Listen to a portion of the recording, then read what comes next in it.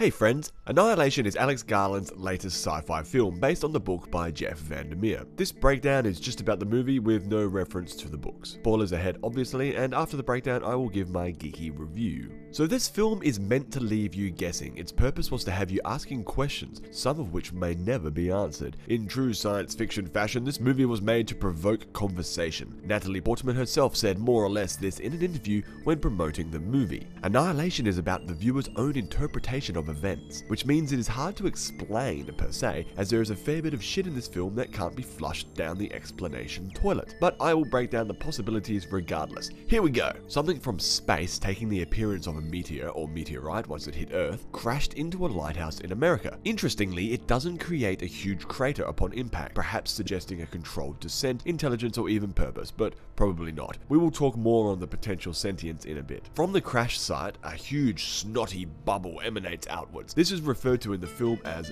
the shimmer. Inside the shimmer and the surrounding area is referred to as Area X, and scarily, the shimmer is slowly expanding. Oh no! The US government has been sending in expeditions as scans don't penetrate the shimmer, but people and gear can pass through it. However, whoever enters the shimmer never returns. That was until Kano mysteriously returned from his expedition almost a year after disappearing into the alien bubble. We later find out that Kane is actually an alien clone. We see that the original Kane killed himself with a phosphorus grenade inside the shimmer, but more on that in a bit. How is this possible? You see, inside the shimmer, strange mutations are taking place. There is a huge analogy, or more accurately, a similarity to cancer cells. Virtually all cells replicate through a process known as mitosis, basically copying each other or copying themselves, or cloning, if you will. But without going into a nerdy biology lesson, I will stop here and just say that inside the shimmer there are two kinds of things happening growth-wise. Mitosis, where we see direct cloning, say, of the deer, Cain, and later Padme,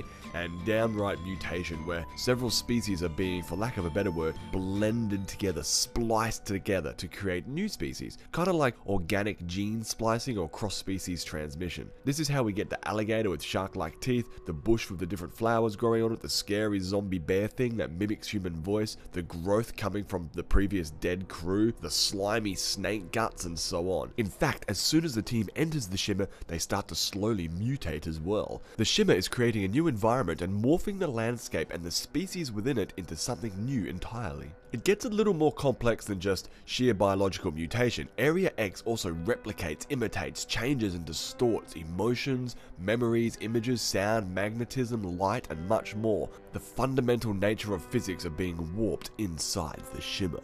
Whoa. But why? What does this alien thing want? Why is it slowly almost terraforming our planet? As stated earlier, we don't get a solid conclusion as to why. It could be an invasion of some sort. The shimmer is terraforming the planet for an oncoming alien invasion, perhaps? Could the shimmer itself be sentient? Or due to all the cancer references, perhaps it's not sentient or even a singular thing at all. Perhaps it's fulfilling its biological programming, like moss or mold or a virus or cancerous cells. It just does what it does with no intent nor purpose. This is left up to us, the viewers, to decide, at least for now. So towards the end of the film, we get Lena, Natalie Portman's character, venturing into the lighthouse where the meteor struck and where all this started. Here she finds some footage of her husband Kane, revealing that the Kane she met earlier was an alien clone born from mitosis, and that the real Kane is dead. Kane killed himself because just like everything else inside the shimmer, he was starting to mutate as well. He said his skin moves and his mind is cut loose. He can't bear it. He doesn't want to turn into the snake guts guy, but more importantly, he doesn't know what's real anymore. So he takes his own life. We then get the reveal of the clone who was tasked by Kane to find Lena. Lena hears noises coming from the tendril-laden hole in the ground, so she follows the tunnel down into the depths of the lighthouse where we see the origin of the shimmer. It has taken the form of Dr. Ventress, one of the team members who entered the shimmer with Lena. She says the alien is inside her now. She doesn't know what it wants, but she knows that it will encompass everything until only one thing remains: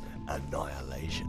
She then vomits this crazy magical fire shit everywhere that turns into a big glowing jellyfish looking portal thing. This is clearly the core of the meteor, what started it all, the bizarre and mysterious alien entity. A drop of Lena's blood enters the portal thing, which then triggers the mitosis cloning, sort of, and bada bing bada boom, a clone is born. The big silver monster thing which slowly starts to imitate Lena. It's infantile in nature, but still it won't let her leave the lighthouse. So it has sentience to a degree, but it seems to just want to imitate Lena to to learn from her. Lena manages to figure this out, or at least guesses as much, so she hands it a grenade and teaches it to kill itself, more or less. Due to the nature of the being and its constant instinctual desire to imitate, it ends up destroying itself, Area X, and the Shimmer as well by following Lena's and possibly Kane's example. Lena runs away. At the very end, we see Lena and Kane talking to each other. Lena knows Kane is the clone, but we also see that Lena's eyes are changing, glowing a little bit. So who is this? Is this Lena, or is this just another clone? We don't really know. Again, it's left up to the individual to determine. We saw the clone Lena die, so probably this is the real Lena. Remember, she has been mutating the entire time she was in Area X, so either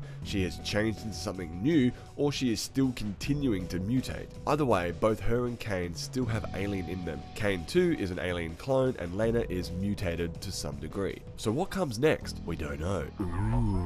I haven't talked about the thematic material in this film very much, as I prefer to be more of the by-the-numbers breakdowny guy rather than a philosophical, analogous analyst, find the meaning or message behind the scene kind of guy. But I can say there is definitely a strong message of self-destruction in this film, be it socially, like a marriage, or poor decision-making, cancers, military pursuits, whatever. The message that all of us humans destroy ourselves one way or another is present throughout, and is what actually defeated the alien in the end. We humans taught it self-destruction, and so that's what it did. It self-destructed. And that's the end, baby. This movie was made by Alex Garland, who brought us my personal favorite zombie movie 28 Days Later, and its sequel 28 Weeks Later, which I also thought was awesome. And yes, I know they're not traditional zombie movies. The zombies don't want to eat your brains, they just want to smash you to bits due to the rage virus, but still, they are base, thought-driven, brain-dead, killing machines that when bit or scratched by them, turn you into them. They are zombie enough for me to call them zombies. But anyway, I love those films. And Ex Machina, another Garland masterpiece, was fucking awesome as well. And to be honest, this movie, Annihilation, was totally cool. It was very unique. I give it 5 out of 6 mutated Natalie Portman faces. It was a bit slow and a bit too horror-esque for me, so I would probably have given it 4 out of 6 Natalies instead of 5 out of 6, as it's not really my style and it's a bit cliche at times, but ultimately thrilling at the end with pretty good pacing. But what I enjoyed the most was its lack of explanation, which is something that we've been lacking for quite some time.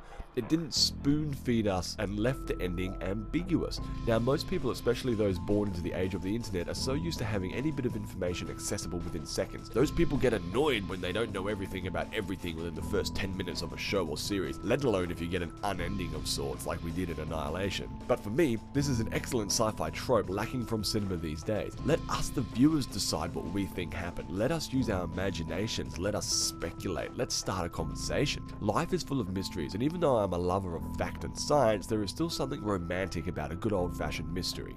And when it comes to fiction, something that has no real bearing on the real world, why not have some mystery? It's fun and harmless. Annihilation did this spectacularly well, and thus it gets a high score from me. Good on you, Alex Garland. You done well, son. You done well. Thanks for watching. Check out all these other things I do. Hey, you like cosmic-themed music, right? Check out my band, My First Death Ray. Link in the description. Also, what do you think happened at the end of Annihilation? Leave your thoughts below if you want. Thanks, man.